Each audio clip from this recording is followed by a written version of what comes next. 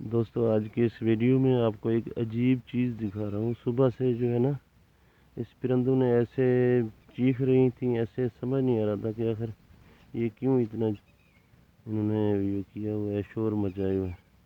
तो अब मैंने देखा कि यहाँ उनका एक बच्चा छुपा हुआ है, तो इसको मैं आपको दिखाने की कोशिश करता हूँ। पकड़ने लगा हूँ तो वाज़े तौर पे फिर मैं आपको दिखा सकता हूँ।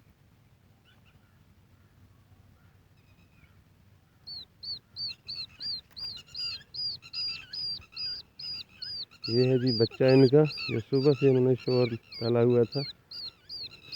अब मैंने पकड़ लिया। मैं आपको ये देखें ना, इसकी जो है ना माँ, सुबह से जो है ना इसने शोर मचाया हुआ था। ये इसकी माँ है। तो ये रहा जी बच्चा इनका, छोटा सा बिल्कुल। तो ये सुबह से इन्होंने शोर डाला हुआ था, मुझे समझ नहीं आ रही थी कि क्यों ऐसा कर रहे हैं। तो ये है बच्चा इनका।